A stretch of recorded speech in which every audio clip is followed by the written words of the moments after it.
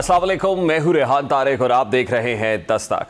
इस्लामाबाद में ऑपोजिशन इत्तेहाद की सूरत एक नया सियासी महाज तश्कील पा चुका है। पीटीआई और जमीयत उलमा इस्लाम फे ने पार्लियामान के अंदर मुश्तरका ऑपोजिशन की हिकमत अमली बनाने के लिए बाकायदा कमेटी तश्कील देने का फैसला किया और मौलाना फजल रहमान की सरबराही में होने वाली मुशावरत अब महज मुलाकातों तक महदूद नहीं रही बल्कि इसे एक मुनज़्ज़म पार्लियामानी इत्तेहाद की शक्ल दी जा रही है। इजलास में मुश्तरका हिकमत अमली के लिए मैकेनिज्म बनाने और कौमी अहमियत के मामलात पर एक मुश्तरका पार्लियामानी मौक़िफ़ इख्तियार करने पर भी इत्तफाक हुआ और इस कमेटी में पीटीआई और जेयूआई फे के अरकान शामिल होंगे। दोनों जमातें अपने नुमाइंदगान के नाम मरकजी क़यादत को फराहम करेंगी। कमेटी पार्लियामानी उमूर, कानून साजी और ऐवान के अंदर हुकूमत को मौसर अंदाज में टफ टाइम देने के लिए तजावीज़ मुरतब करेगी। अहम बात यह है कि कमेटी को इजलास के बायकॉट समेत अहम पार्लियामानी फैसलों के हवाले से भी इख्तियारात हासिल होंगे और दोनों जमातों के अरकान तयशुदा हिकमत अमली पर अमल दरामद के पाबंद होंगे। ऐसे में जब वज़ीर आला केपी के पहले ही 27 सितंबर के एहतजाज और लॉन्ग मार्च का फैसला बरकरार रखे हुए हैं,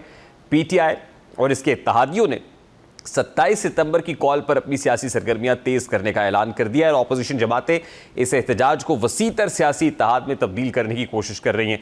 अपोजिशन का मौक़िफ़ है कि आइन और कानून की हुक्मरानी और पार्लियामानी बालादस्ती के मामलात पर मुश्तरका जद्दोजहद को मुनज़्ज़म किया जाएगा। अपोजिशन इत्तेहाद के इजलास में अहम सियासी और पार्लियामानी फैसले बाहमी मुशावरत से करने और इत्तेहाद को मजीद फ़ाल बनाने पर इत्तफाक किया गया और कौमी असम्बली में अपोजिशन लीडर महमूद खान अचकज़ई ने भी अपोजिशन इत्तेहाद के बुनियादी मकसद को वाज़ेह करते हुए कहा है कि जमहूरियत की बहाली, आइन की बालादस्ती के लिए अहम नुकात पर इत्तफाक कर लिया गया। खुशी का दिन है, मुबारकबाद का दिन है। इस घुटन के माहौल में ज़र और ज़ोर की बुनियाद पे कायम इस हुक्मरानी में इस असम्बली की हज़्ब इख्तिलाफ ने मुतहद होकर आइन की बहाली के लिए आज़ाद अदलिया और आज़ाद प्रेस जमहूरी पाकिस्तान की तश्कील नौ के लिए मुतफिक हो गई। इससे पहले भी पाकिस्तान तहरीक-ए-इंसाफ की जानिब से अपोजिशन इत्तेहाद कायम करने की काफ़ी कोशिशें की गई। मौलाना फजल रहमान साहब को मनाने की कोशिश की गई। अब जब जेयूआई फे और पाकिस्तान तहरीक-ए-इंसाफ एक पेज पर नज़र आ रहे हैं, इससे पहले ऐसी कोशिशें कारगर साबित नहीं हो सकी। ताहम अब देखना यह है कि मुत्तहिदा अपोजिशन हुकूमत को टफ टाइम दे पाएगी या नहीं और अपोजिशन को इससे जो हुकूमत है इस अपोजिशन से वो कितना ख़तरा महसूस कर रही है। वज़ीर आज़म की मुशीर राना सनाउल्लाह ने हुकूमती इत्तेहादी जमात पीपल्स पार्टी के तहफ़्फ़ुज़ात दूर करने की बात की है। अपोजिशन इत्तेहाद पर बात करते हुए बोले कि अपोजिशन का एक साथ बैठना पार्लियामानी जमहूरियत की बुनियाद है, हमें कोई ख़तरा नहीं है। मौलाना हमारे खिलाफ खड़े नहीं होंगे। मौलाना 27 सितंबर को पीटीआई के साथ खड़े हुए तो मामला फ़िक्रमंदी का होगा। दूसरी जानिब सियासी बिसात पर 27 सितंबर अहम तरीन दिन बनता जा रहा है। पीटीआई पहले ही वाज़ेह कर चुकी है कि एहतजाज और लॉन्ग मार्च की कॉल वापस नहीं लेगी। हुकूमत अपोजिशन के साथ सियासी राब्तों का रास्ता भी खुला रखना चाहती है। वज़ीर आज़म शहबाज शरीफ और उनकी मुशीर राना सनाउल्लाह पहले भी कह चुके हैं कि हुकूमत मुज़ाकरात के लिए तैयार है, लेकिन इमरान खान की अस्पताल मुंतकिली, पीटीआई की 27 सितंबर की कॉल और अपोजिशन इत्तेहाद की तश्कील ने फौरी मुज़ाकरात के इम्कान को कम कर दिया है। पूरे मंजरनामे में पीपल्स पार्टी भी इंतहाई अहम फरीक है और हुकूमत जानती है कि अगर पीपल्स पार्टी हुकूमती इत्तेहाद के साथ मजबूती से खड़ी रहती है तो अपोजिशन के लिए पार्लियामानी सतह पर मतलूबा ताकत हासिल करना मुश्किल होगा। इसलिए हुकूमती क़यादत पीपल्स पार्टी के तहफ़्फ़ुज़ात दूर करने के लिए मुसलसल राब्ते में है। हालिया मुलाकातों में पीपल्स पार्टी ने कानून साजी, पार्लियामानी उमूर और सियासी मामलात पर अपने तहफ़्फ़ुज़ात हुकूमत के सामने रखे और हुकूमत ने इन्हें दूर करने की यकीन दहानी कराई है। सेनेटर शेरी रहमान ने भी हुकूमत के साथ पीपल्स पार्टी के इख्तिलाफ़ात का एतराफ़ किया और बोली है कि हुकूमत इख्तिलाफ़ात पर बात हुई, हम असम्बली में सिर्फ कोरम पूरा करने नहीं आते। चेयरमैन बिलावल भुट्टो वाज़े तौर पर कह चुके हैं कि हमारे मसाइल हल करें, अगर हम इत्तेहाद में हैं तो इस इत्तेहाद को इज्जत भी दें। हुकूमत ने भी बज़ाहिर अदम एतमाद की किसी मुमकिन कोशिश को मुस्तरद नहीं किया। स्पीकर कौमी असम्बली अयाज सादिक ने इसे आइनी और पार्लियामानी अमल करार देते हुए सियासी मैदान में मुकाबले का पैगाम दिया है। यह अदम एतमाद अपोजिशन का जमहूरी हक है, अपोजिशन तहरीक लाएगी तो देखें। देखिए, ये हक होता है अपोजिशन का कि वो अदम एतमाद लाएं स्पीकर के खिलाफ या प्राइम मिनिस्टर के खिलाफ। ये उनका एक सियासी जमहूरी हक है, तो अगर वो लाना चाहेंगे तो फैसिलिटेट हम करेंगे। हम ये तो नहीं कहेंगे कि नहीं आप नहीं ला सकते, मैं नहीं लाने दूंगा। जब आएगा वक्त तो तब देखेंगे इंशाल्लाह। सारे सियासी मंजरनामे का बगौर जायज़ा लें तो मामला सिर्फ हुकूमत और पीटीआई के दरमियान कशमकश का नहीं रहा। मौलाना फजल रहमान की जेयूआई फे, महमूद अचकज़ई की जमात और पीटीआई समेत मुख्तलिफ अपोजिशन क़ुव्वतें एक मुश्तरका प्लेटफॉर्म की तरफ बढ़ रही हैं। अगर ये इत्तेहाद पार्लियामान के अंदर एक मौसर वोटिंग ब्लॉक में तब्दील हो गया और इसके साथ पीपल्स पार्टी के तहफ़्फ़ुज़ात भी खदशात इख्तियार कर गए तो फिर हुकूमत के लिए कानून साजी, पार्लियामानी कार्रवाई और मुमकिन अदम एतमाद जैसे मामलात में मुश्किलात बढ़ सकती हैं। मौलाना की सरबराही में अपोजिशन इत्तेहाद का पहला बाकायदा पार्लिमानी मरहला हो चुका है और कमेटी बन रही है। मुश्तरका फैसलों का तरीकाकार तय हो रहा है। 27 सितंबर की कॉल बरकरार है और हुकूमत भी अपने इत्तेहादियों को एक सफ़ में रखने के लिए मुतहर्रिक है। यूँ इस्लामाबाद में सियासी महाजराई अब पार्लियामान में मुनज़्ज़म ताकत के मुकाबले में तब्दील होती दिखाई दे रही है। वोट की ताकत से किसी को इनकार नहीं है। अपोजिशन के इत्तेहाद के सियासी दबाव और मुश्तरका फैसलों से पार्लियामान के अंदर तब्दीली का इम्कान भी रद्द नहीं किया जा सकता है। इस वक्त ब्रिगेडियर रिटायर्ड हारिस नवाज हमारे साथ मौजूद हैं। अस्सलाम वालेकुम ब्रिगेडियर साहब, बहुत बहुत शुक्रिया, thank you very much for joining us. हम हालिया दिनों में इंतज़ामी यूनिट्स के हवाले से भी बात कर चुके हैं और इंतज़ामी यूनिट्स को वक्त की ज़रूरत भी करार दिया जा रहा है। उसके लिए बाहर तौर पार्लियामान के अंदर भी बहस इंपॉर्टेंट है, कंसेंसस डेवलप करना इंपॉर्टेंट है, लेकिन जो माहौल बन रहा है सियासी तौर पर, एक तरफ अपोजिशन इत्तेहाद है, दूसरी तरफ हुकूमती इत्तेहादी भी एक दूसरे से नाला दिखाई दे रहे हैं, तो इस तरह की कोई मूव से पहले के आसार आपको नज़र आ रहे हैं कि पॉलिटिकल स्टेक होल्डर्स नहीं चाहते कि ऐसा मामला हो?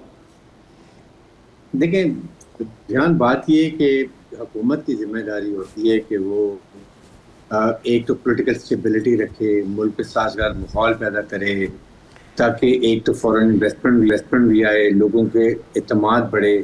पाकिस्तान की फील्ड मार्शल आपके सामने कितनी एफर्ट कर रही हैं। अभी आपके सामने ईरान से वापस आए हैं, सालिसी का किरदार अदा किया, उससे मार्केट में पाकिस्तान का नाम बड़ा रोशन हुआ। इन सारी चीज़ों को कैश करने के लिए हुकूमत का अपनी भी जिम्मेदारी होती है, जो बहुत ज़रूरी होती है, और उसकी मैं ये बात करता हूँ, वो अब हुकूमत का काम है। अभी ऑनेस्टली जो भी बात हम कर रहे थे कि बानी PTA की, व्हाट वाज द इशू, मुझे बताएं। It was not required. अगर हम उनको इवन शिफा इंटरनेशनल ले जाते तो क्या होना था? एटलीस्ट चले साजगार माहौल पैदा हो जाता। यही 2-3-4 घंटे के लिए वहाँ पर डॉक्टर जाब फैसल भी होते, उनके जो बोर्ड बना था वो होते, जो सुप्रीम कोर्ट ने कहा था, और उसका टेस्ट होते वापस चले जाते जेल में। But to go to PIMS और उसके बाद डॉक्टर फैसल को ना ले जाना, इट वाज पर्पसलेस। इससे आपको उनको एक फ़ायदा मिल गया कि वो इसमें एक मुतहदा अपोजिशन बनाने की कोशिश कर रहे हैं। हुकूमत की कोशिश पूरी होनी चाहिए कि मुतहदा अपोजिशन नहीं बने। Don't give them room to become a proper strong opposition. यही PTA, क्योंकि PTA के पास तो भी कमज़ोर है पार्टी, डिसऑर्गेनाइज्ड है, लीडरलेस है। उनके बाद उनकी वो इतनी ज़्यादा कि लोग एग्जॉस्ट हो चुके हैं, उनका अपने लीडरशिप पर ट्रस्ट, थोड़ा सा कॉन्फिडेंस नहीं हो सका, डेवलप नहीं हो सका, लीडर उनका जेल में बैठा हुआ है। तो इन एनवायरनमेंट के अंदर अगर आप थोड़ा बहुत बेहतर हालात करें, बेहतर है। और अगर अभी 27 सितंबर की जो बात होती है, उसके अंदर भी आप अगर देखें तो 27 सितंबर से पहले अगर वो उनकी बानी पीर से मुलाकात चाहते हैं, करवा दें। उसके बाद ये खुद बहुत डिफ्यूज बात हो जाएगी। यही उन्होंने कहा, हमें मुलाकात करें, हम नहीं करेंगे। तो और ख़ास तौर पे अभी सुबह की बात जो की जा रही है, PMLN भी वो they speak at time in favour में बोलते हैं, फिर कभी खामोश हो जाते हैं। पीपल्स पार्टी क्लियरली अपोजिशन कर रही है, इस तरह बाकी पॉलिटिकल पार्टी का भी। National consensus is important. ये डिसीजन अवाम ने और पॉलिटिशियन ने करना है।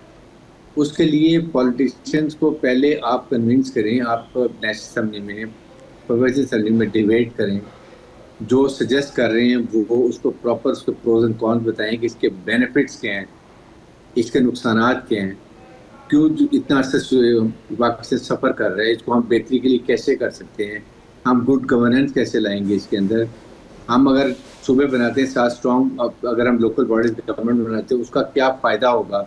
और वो डायरेक्ट फंडिंग बजाय के प्रोविंसेस को जाए, वो डायरेक्ट जाए डिवीजन्स को, जहाँ पर ये जैसे ये बनते हैं आपके लोकल बॉडीज गवर्नमेंट बनती है डिस्ट्रिक्ट की और डिवीजन्स की। तो ये सारे कंसेंसस डेवलप करें। ये वक्त है कौमी यकजहती का। यही दुश्मन चाहता है। जो हमने इस वक्त दुनिया में अपना नाम रोशन किया है, इसको किसी तरीके से भी हम डिले करें, लेट करें। बिल्कुल, लेकिन सब PTM 1 के दौर से लेके अब तक it's been almost 4 years now, लेकिन हुकूमत की mismanagement, bad governance, poor performance तो सबके सामने है। अब इकोनॉमी को बहुत अच्छा परफॉर्म नहीं कर रही, ग्रास रूट लेवल तक इसके असरात नहीं जा रहे हैं, तो अल्टीमेटली एक फ्रस्ट्रेशन तो है। और फिर अगर अपोजिशन को भी कॉर्नर्ड करेंगे तो अपोजिशन इत्तेहाद जो बन रहा है, आपको लगता है कि हुकूमत के लिए तो कोई नेक शगुन नहीं है, हुकूमत के लिए ख़तरे की घंटी तो है? देखिए, हुकूमत के लिए प्रॉब्लम है। हुकूमत को चाहिए इस वक्त पॉलिटिकल स्टेबिलिटी के लिए आप ऑनेस्टली बिठाएं, पार्टीज को, अपोजिशन को बिठाएं, उनके तहफ़्फ़ुज़ सुने तो सही। What are the reasons? जो डूएबल है वो आप जरूर रिजॉल्व कर दें, जो डूएबल नहीं है टेल देम द रीजन कि व्हाट आर द रीजंस। अगर वो कहते बानी जैसे निकालने कही the cases are in the court, court पे आपके लॉयर्स हैं, जाके डेट लगवाएं, फाइट द केस। लेकिन जिन लोग आप जो चीज रिजॉल्व हो सकती है वो तो कर सकते हैं ना आप, ताकि स्ट्रीट पावर खत्म करें। You can not afford at this time street power, that is what our enemy wants, कि हमारे में आपस में डिसेक्शन हो, दूरियां पैदा हों, और फिर हम स्ट्रीट पे जाके पावर करें। आपके सामने बांग्लादेश का हाल देख लें, आप इंडिया में देखें व्हाट इज हैपनिंग। तो हमें ये चीज़ों को अवॉइड करने की जरूरत है, और इसके लिए इनिशिएटिव गवर्नमेंट के पास होता है। गवर्नमेंट हैज टू टेल कि जी आए बैठे मुलाकात, खाली ये जमा तो फिर भी करें, बुलाएं, आए बैठे जी, मौलाना फजलुर रहमान को बुलाएं, पीटीए के मेंबर लीडर्स को बुलाएं, उसके बाद और जितनी अगर और अपोजिशन पार्टीज हैं उनको बुलाएं, तहफ़्फ़ुज़ात सुने, फाइंड अ वे आउट, ताकि मुल्क में जब तक पॉलिटिकल स्टेबिलिटी नहीं होगी, जब तक फॉरेन इन्वेस्टमेंट नहीं आएगी, वो फॉरेन इन्वेस्टर जब आएगा जब उसको कन्फर्म हो कि जी मेरी गवर्नमेंट स्टेबल है, it is going to stay till elections. Number 2, मेरा जान और मेरी माल हिफाजत है, it will not go waste, then they will come. So you have to create conducive business environments, conducive secure business environment. That is what is the principle. और उसके लिए 2-3 चीज़ें जो गवर्नमेंट को चलाने के लिए जो मैं स्टिल फील के नहीं है, वो है, देखें, एक सबसे पहला पॉइंट है कि governance, it should be best of governance. और गवर्नेंस में सबसे नेक्स्ट पॉइंट जो होता है वो मेरिट, आप मेरिट पे काम करें, जो मेरिट पे डिपेंड आता है उसको आप अपॉइंटमेंट, चाहे वो पुलिस हो या ब्यूरोक्रेसी हो, इररिस्पेक्टिव ये किस पार्टी से बिलोंग करता है, ये गवर्नमेंट सर्वेंट, ये तो नहीं बगैर साहब, जाहिर है ये तो बड़ा लॉन्ग टर्म, ये हम एक अरसे हमारे आइडियल्स तो यही हैं, बट रियलिटीज़ इससे बहुत मुख्तलिफ है। हुकूमत बहुत कोशिश करती रही, कभी वो राइट साइजिंग की बात करती रही, गवर्नेंस को इम्प्रूव करने के लिए, कहीं एक्सपेंडिचर्स को कम करने की बात, लेकिन रियलिटी इससे बिल्कुल मुख्तलिफ है। तो हुकूमत जिस हाइब्रिड रजीम की या सेम पेज की बात करती है, क्या इस तरह की परफॉर्मेंस से वो सेम पेज बरकरार रह सकता है? नहीं, देखें, यही तो प्रॉब्लम है। Government must understand, don't create embarrassment for others, that is more important. आपने हुकूमत चला रहे हैं, do your best in that. आपने ऑस्टेरिटी ड्राइव कहा, आपने कहा जी हम डाउन साइजिंग करेंगे, हम मिनिस्ट्रीज कम करेंगे, हम प्राइवेटाइजेशन करेंगे, हमने एक पीआईए के अलावा व्हाट वी हैव डन है, 1000 अरब रुपया हम सिर्फ स्टेट कॉरपोरेशन को चलाने के लिए एक साल में ये खर्च करते हैं। 1000 अरब मीन्स $3 बिलियन से भी ज़्यादा का पैसा। इमेजिन करें, can't be save and this we can spend the government on the people of Pakistan.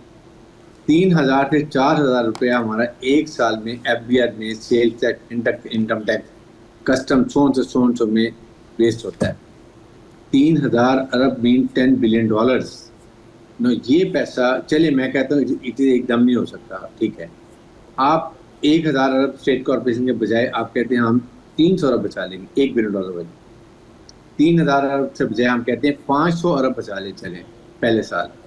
तो जिस money you can give to leave to people, आप पेट्रोल बढ़ा रहे हैं, डीजल बढ़ा रहे हैं, आप बिजली की कीमत बढ़ा रहे हैं, आप कमोडिटी आइटम की कीमत बढ़ा रहे हैं, कभी आटे की बढ़ जाती है, कभी गंदम की कीमत ख़राब हो जाती है। ये अवाम को रिलीफ, देखें, गवर्नमेंट का काम है अवाम को खुश रखना। आप अवाम का मैनिफेस्टो उनको पसंद आए तो उन्होंने आपको सिलेक्ट किया, आप उनके लिए क्या कर रहे हैं? आप आते हैं बस भूल जाते हैं उसके बाद। ये छोटी छोटी चीज़ें नहीं मैटर करती हैं कि आपने जी आज अभी मेरे ख्याल में 50 हॉस्पिटल जो नवाज शरीफ के नाम पे, फलां के नाम पे, शहबाज शरीफ के नाम पे, मरियम के नाम पे, डिफरेंट ये नहीं, नेशनल हीरोज के नाम पे चीज़ें बनाई जाती हैं। जिन्होंने नेशन के लिए बिल्डिंग में काम किए, नेशनल हीरोज हैं, उनके नाम पे गवर्नमेंट की मनी जो होता है, स्टेट मनी, पब्लिक मनी, हाँ आपका प्राइवेट पैसा है, बिल्कुल जो ऑल द राइट, आप बनाएं, अपने नाम पे बनाएं। गंगाराम हॉस्पिटल, सो म्यो हॉस्पिटल, सो हॉस्पिटल, ये उन्होंने अपने पैसे से बनाया हुआ है। लाइफ पे spend your family money, spend on it and make a नाम ऑफ योर फैमिली हेड, बिल्कुल एग्री। बट पब्लिक मनी के नाम को आप इस तरह इस्तेमाल नहीं कर सकते। That's what I am saying. ये चीज़ें अगर हम ठीक करेंगे, अवाम खुश होंगे, अवाम खुश होंगे तो वो आपकी तरफ देखेंगे, वो फौज की तरफ देखेंगे ही नहीं। They will never allow army to look towards civilians.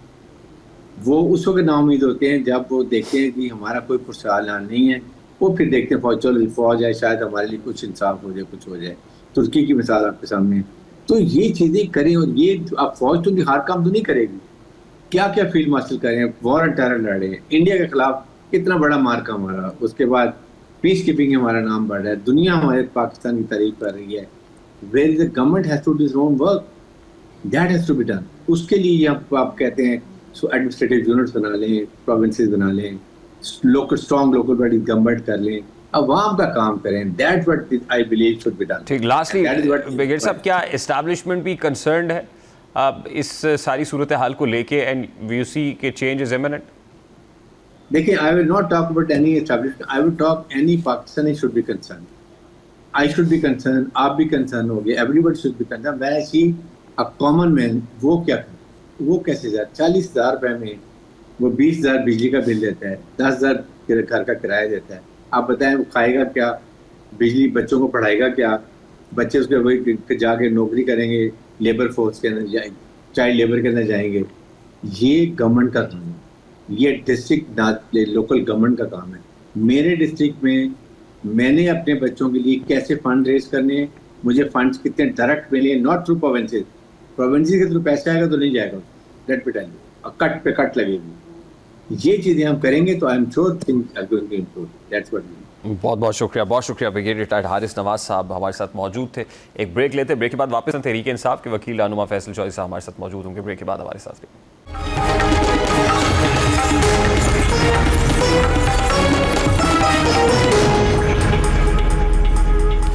Imran Khan की सेहत का मामला हुकूमत और पीटीआई के दरमियान इंतहाई गर्म सियासी महाज बन चुका है। शिफा अस्पताल मुंतकली के अदालती हुक्म पर अमल ना होने पर तहरीक इंसाफ हुकूमत से नाला है। तौहीन अदालत की दरखास्त ने पूरे मामले को एक नए तनाज़े में तब्दील कर दिया है। इमरान खान की बहन उज़्मा खान की तौहीन अदालत की दरखास्त पर रजिस्ट्रार ऑफिस ने एतराज़ात लगाए। एतराज़ जो लगा, वकला ने एतराज़ात ख़त्म करके दरखास्त दोबारा दायर की तो इसे नंबर भी अलॉट कर दिया गया। दरखास्त में वज़ीर आज़म शहबाज शरीफ, वज़ीर कानून आज़म नज़ीर तारड़, वज़ीर इत्तलात अता तारड़ समेत दीगर को फ़रीक बनाया गया है। पीटीआई का ये सीधा सादा मौक़िफ़ है कि सुप्रीम कोर्ट के हुक्म के बावजूद इमरान खान को शिफा अस्पताल मुंतकिल नहीं किया गया। चेयरमैन पीटीआई बैरिस्टर गौहर ने दावा किया है कि बानी पीटीआई के अस्पताल मुंतकली का प्लान आखिरी वक्त में तब्दील हुआ। हमारी कोशिशों पर पानी डाला गया। हुकूमत ने हमें कभी नहीं बताया शिफा अस्पताल मुंतकली पर सिक्योरिटी खदशात हैं। हमने सुप्रीम कोर्ट के अहकामात की खिलाफ वर्जी नहीं की, ना ऐसा कहा है। बानी पीटीआई की एक बहन ने बात ज़रूर की जिसमें बताया कि उन्हें पिम्स ले जाया गया। इमरान खान का इलाज सीधा मामला था, जिसने भी रोका गलत है। अगर सुनने वाले सुन रहे हैं तो सुप्रीम कोर्ट के हुक्म पर आज भी अमल हो सकता है। दूसरी तरफ हुकूमत भी खामोश बैठने की मोड में नहीं है। मुस्लिम लीग नून के रहनुमा तलाल चौधरी ने तो सियासी हमले की शिद्दत मजीद बढ़ाते हुए यहाँ तक कह दिया है कि इमरान खान सेहतमंद निकले तो किसी ने शुक्र नहीं किया। सारे अफसर अफसरदा और गुस्से में है। तंदुरुस्त को सियासी बीमार बनाकर एनआरओ का रास्ता निकालना चाहते हैं तो ये महज आपकी ख्वाहिश हो सकती है। सेनेटर नासिर भट्ट ने इमरान खान की सेहत के हवाले से पीटीआई के बयानिए पर तनकीद करते हुए कहा है कि बानी की बहन ने पहले बताया वो फिट है, अब कैसे पता चला कि स्टैंडर्ड फिट नहीं है? ऑपोजिशन बताए सुप्रीम कोर्ट के हुक्म के बाद प्रेस कॉन्फ्रेंस क्यों की? पाकिस्तान तहरीक इंसाफ के सेक्रेटरी जनरल सलमान अकरम राजा ने हुकूमती तनकीद का जवाब देते हुए वजाहत की कि डॉक्टर उज़्मा खान ने हुक्म की कोई खिलाफ वर्जी नहीं की। सुप्रीम कोर्ट ने प्रेस कॉन्फ्रेंस पर कोई बंदिश नहीं लगाई थी। अदालत ने सिर्फ मेडिकल रिपोर्ट पब्लिक करने पर पाबंदी लगाई थी। इमरान खान की बहन नौरीन न्याजी ने आज दूसरे हफ्ते में बानी पीटीआई से दूसरी मुलाकात की है। बुशरा बीबी से भी फैमिली की मुलाकात हुई जिसमें भाभी मेहरुन्निसा और बेटी शामिल थी। इन मुलाकातों से हुकूमत ने पीटीआई का इमरान खान तक अहले खाना की रसाई ना होने का शकवा दूर कर दिया है। तौहीन अदालत की दरखास्त को नंबर अलॉट होने के बाद मामला महज प्रेस कॉन्फ्रेंसेस और सियासी बयानात तक महदूद नहीं रहेगा। अदालत के सामने सिक्योरिटी खदशात, अस्पताल मुंतकली का तब्दील शुदा मनसूबा, तिब्बी मुआयना, शिफा अस्पताल के डॉक्टर्स की मौजूदगी और अदालती हुक्म पर अमल दरामद समेत तमाम मामला ज़ेर बहस आ सकते हैं। इस पूरे प्रोसेस में सियासी दर्जा हरारत इसलिए भी बढ़ रहा है कि इमरान खान की सेहत को लेकर पीटीआई हुकूमत पर सियासी दबाव बढ़ा रही है, जबकि हुकूमत किसी भी ऐसे तासुर को मुस्तरद करने के लिए जारहाना अंदाज इख्तियार किए हुए है जिससे ये जाहिर हो कि रियासत ने इमरान खान के इलाज या तिब्बी सहूलत में रुकावट डाली है।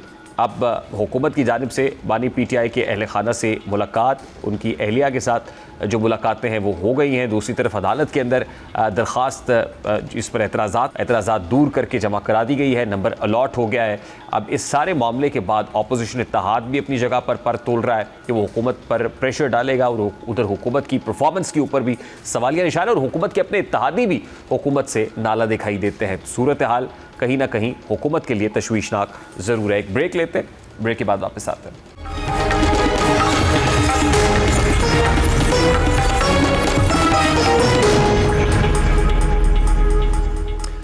मशरिक़ वस्ता में इसराइल की लगाई आग की हिद्दत कम हो रही है न शिद्दत। ईरान और अमरीका को जंग की दलदल में धकेल कर इसराइल खुद तमाशाई बना हुआ है। मशरिक़ वस्ता में कशीदगी एक ऐसे नाजुक मरहले में दाखिल हो चुकी है जहाँ पाकिस्तान की सफारती सरगर्मियाँ गैर मामूली अहमियत इख्तियार कर गई हैं। तेहरान में फील्ड मार्शल आसिम मुनीर और वफाकी वज़ीर दाखिला मोहसिन नकवी की ईरानी क़यादत के साथ अहम तरीन मुलाकातें हुई हैं। फील्ड मार्शल आसिम मुनीर का तेहरान का दौरा मामूल की सफारती सरगर्मी नहीं था। पाकिस्तानी वफ़द में ईरानी सदर मसूद पेज़ेश्कियान, ईरानी सुप्रीम लीडर के मुशीर मोहसिन रज़ाई, पार्लियामेंट के स्पीकर मोहम्मद बाकिर कालिबाफ, वज़ीर ख़ारजा अब्बास इराक़ची और वज़ीर दाखिला इस्कंदर मोमनी समेत आला ईरानी क़यादत से मुलाकातें की। ईरानी हुकूमत ने भी फील्ड मार्शल आसिम मुनीर के दौरा ईरान को इंतहाई नतीजा खेज़ और सूदमंद करार देते हुए इसे ख़ित्ते के लिए एक अहम सिफारती पेशरफ्त करार दिया है। ईरानी सदारती दफ्तर की जानिब से जारी करदा बयान के मुताबिक फील्ड मार्शल आसिम मुनीर का ये दौरा बेहद कामयाब रहा है और इसके दौरान दोनों बरादर ममालिक के दरमियान काबिल कदर सिफारती कामयाबियाँ हासिल हुई हैं। दौरे के मस्बत नताइज और समरात बहुत जल्द अमली तौर पर सामने आना शुरू हो जाएंगे। ये दौरा ऐसे वक्त में हुआ है जब अमरीका और ईरान के दरमियान कशीदगी कम होने की बजाय हर गुजरते दिन के साथ बढ़ती जा रही है। मुज़ाकरात का रास्ता मुश्किल से मुश्किल तरीन होता जा रहा है। दोनों फरीक अपने मुतालिबात से पीछे हटने को तैयार नहीं है। आमने हुर्मज़ की सूरत हाल से पूरी दुनिया की मईशत मुश्किलात में घिर चुकी है। ऐसे में पाकिस्तान ने एक मरतबा फिर खुद को खत्ते में कशीदगी कम करने और फरीकैन को मुज़ाकरात की मेज़ पर लाने के लिए फ़ाल सिफारती किरदार के तौर पर अपने आप को पेश किया है। ईरान की क़यादत से फील्ड मार्शल आसिम मुनीर की मुलाकातों में कशीदगी में मज़ीद इजाफे को रोकने, मुज़ाकरात के रास्ते को फ़ाल रखने, इलाकाई अमनो इस्तेहकाम और आबना हुर्मज़ को खोलने के मामले पर तफसीली तबादला ख्याल हुआ है। ईरान ने अमरीका पर बार बार इस्लामाबाद माहिदे पर अमल दरामद पर जोर दिया है।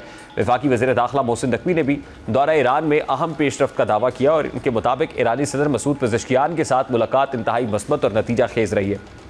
ईरान के साथ मुज़ाकरात में अहम पेशरफ्त हुई और इन मुज़ाकरात से देरपा अमन की राह हमवार होगी। दूसरी तरफ अमरीका ने तेहरान पर दबाव बढ़ाकर ईरान के खिलाफ मुआशी शिकंजा मज़ीद सख्त कर दिया है। वाशिंगटन ने ईरान से मुंसलिक तकरीबन 60 इदारों और अफराद पर नई पाबंदियाँ लगा दी हैं। पाबंदियों की जद में ईरान के जौहरी, मिज़ाइल, साइबर और तेल के नेटवर्क से मुंसलिक इदारे और अफराद शामिल हैं। ईरान को बाज़ तरसीलात ज़र की इजाज़त देने वाले उमूमी लाइसेंस भी मुअत्तल कर दिए गए हैं। अमरीकी कार्रवाई सिर्फ ईरान तक महदूद नहीं रही। मुत्तहिदा अरब अमारात, हांगकॉन्ग, चीन, सिंगापुर, स्विट्ज़रलैंड और यूरोप में मौजूद ब्रोकर कंपनीज और मालियाती नेटवर्क्स को भी पाबंदियों का सामना है। रूसी खुफिया बहरी बेड़े के जहाज़ों के नेटवर्क पर भी पाबंदियाँ आयद की गई हैं। अमरीकी वज़ीर ख़जाना स्कॉट बेसेंट ने दो टोक अल्फाज में कहा है कि चीन समेत कोई भी अमरीकी पाबंदियों की पहुंच से बाहर नहीं है। हर मुल्क और इदारे को डेडलाइन दी गई है और अगर वो खुद कार्रवाई नहीं करेंगे तो अमरीका एकतरफा कार्रवाई करेगा। अमरीका ने ईरान के खिलाफ इंटेलिजेंस और सिक्योरिटी दबाव भी बढ़ा दिया है। पासदारानी इनकलाब के अहम रहनुमाओं से मुताल्लिक मालूमात फराहम करने पर $1 करोड़ तक इनाम का ऐलान किया गया है। इस इकदाम से वाज़ेह है कि अमरीकी हिकमत अमली सिर्फ पाबंदियों और इक्तसादी दबाव तक महदूद नहीं बल्कि ईरान के सिक्योरिटी और अस्करी ढांचे पर भी दबाव बढ़ाया जा रहा है। अमरीकी वज़ीर जंग ने ईरान के खिलाफ फौजी ताकत के इस्तेमाल को भी खारिज इम्कान करार नहीं दिया। इस बयान ने सिफारती कोशिशों के साथ मौजूद फौजी खतरे को मज़ीद नुमाया कर दिया और ईरान ने अमरीकी पाबंदी और माशी दबाव को मुस्तरद करते हुए इस पर सख्त रद्दअमल दिया है। मोहसिन रज़ाई ने खबरदार किया है कि अगर ईरान के खिलाफ इक्तसादी जंग जारी रही तो आबना हुर्मज़ से तेल का एक कतरा भी गुजरने नहीं देंगे और आबना हुर्मज़ पहले ही आलमी तवानाई की सबसे अहम बहरी गुजरगाहों में शामिल है। इसलिए इसके मुकम्मल या जुज़वी बंद होने का असर सिर्फ ईरान और अमरीका तक महदूद नहीं रहता। आलमी तेल मंडी, शिपिंग और आलमी मईशत पर भी इसके इंतहाई मनफी असरात पड़ते हैं। इस सूरत हाल में ओमान का किरदार भी अहम हो गया है। आबना हुर्मज़ और बहरी गुजरगाहों से मुतल्लिक ईरान और ओमान के दरमियान बातचीत का अमल जारी है। ओमान ईरान और मगरबी ममालिक के दरमियान राब्ते का अहम जरिया है और मौजूदा बहरान में भी इसकी सफारतकारी अहमियत कम नहीं हुई है। पाकिस्तान खत्ते में कशीदगी कम करने के लिए अपनी सफारती कोशिशें जारी रखे हुए है। आने वाले दिनों में ईरान, अमरीका, ओमान और पाकिस्तान की सफारती सरगर्मियाँ खत्ते के मुस्तकबिल का रुख मुतय्यन करेंगी। माशी जंग की शिद्दत बढ़ रही है, लेकिन मुज़ाकरात के दरवाजे भी बंद नहीं और मशरिक़ वस्ता की सूरत हाल इंतहाई नाजुक मरहले में है। पाकिस्तान पर उम्मीद है कि सफारती इक़दाम खत्ते का अमन बहाल कर सकते हैं। ब्रेक लेते हैं, ब्रेक के बाद वापस आते हैं।